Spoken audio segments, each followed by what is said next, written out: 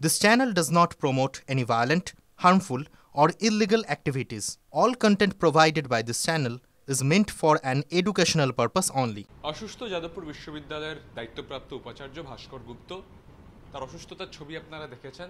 একেবারে বিছানায় শয্যাশায়ী অবস্থায় তিনি রয়েছেন। এই সময়ে কোনো মানসিক চাপ নেওয়া উচিত নয়।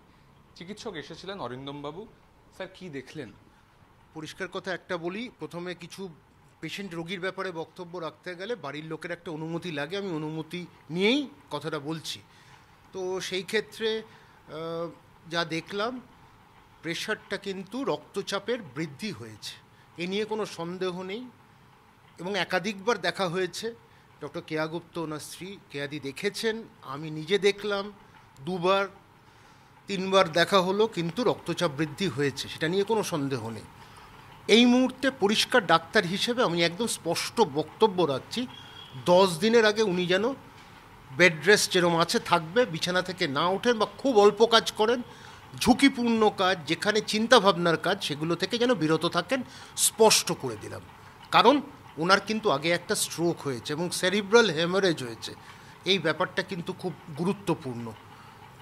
আবার যদি রক্তচাপ বৃদ্ধি হয়, সঙ্গে সঙ্গে কিন্তু আমরা ওষুধ যা যা দেওয়া হয়েছে, ওষুধ বাড়ানো হয়েছে, কিন্তু এটা হাইপারটেনসিভ ক্রাইসিস নয়। ক্রাইসিস তখনই বলবো যদি সিস্টোলিকটা ওপরেরটা 180-র ওপর হয় আর ডায়াস্টোলিকটা 120-র ওপর হয়, বা কোনো অর্গান ড্যামেজ হয়।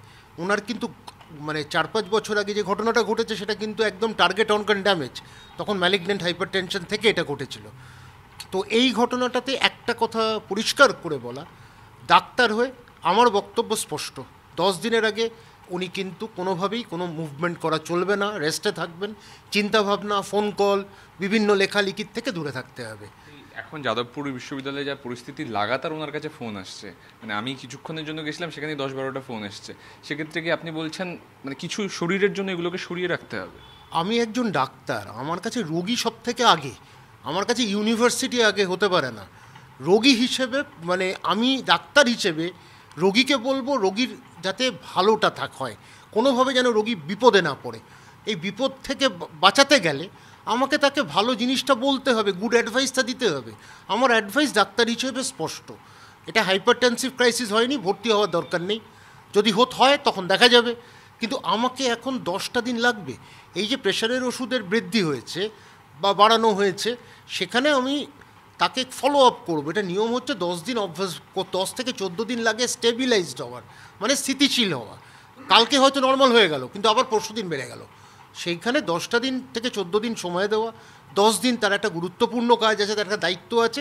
একই সাথে আমার দায়িত্ব কাজ হচ্ছে, আমার গুরুত্ব কিন্তু ওনাকে নিয়ে, ওনার শরীরকে নিয়ে।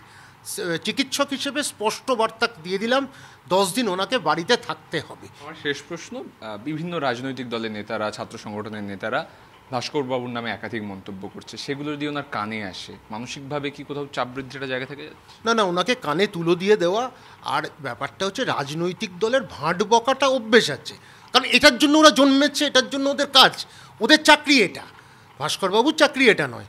আমার কাছে ভাস্করবাবু, ডক্টর ভাস্কর গুপ্ত, প্রফেসর ডক্টর ভাস্কর গুপ্ত আমার পেশেন্ট। আমি তাকে যত্ন নিয়ে দেখব এবং যা যা দরকার একদম পরিষ্কার করে বলবো। আপনি প্রয়োজন হলে টিভিটা দেখবেন না, কোনো দরকারই নেই, টিভি দেখারও দরকার নেই, কানে তুলো দিয়ে থাকুন, অসুবিধা নেই। 3 বাঁদরের গল্প যেরকম আমরা পড়েছি, তো বাঁদরদের কথা শুনে তো আমার লাভ নেই, বাঁদররা অনেক কিছু বলবে, সকাল বিকেল আওয়াজ করবে, তো বাঁদরদের কথা বা ভামদের কথা শুনে আমার কোনো লাভ নেই। আমার বক্তব্য হচ্ছে স্পষ্ট, উনি বিশ্রামে থাকুক, ওনার টিভি দেখার দরকারই নেই।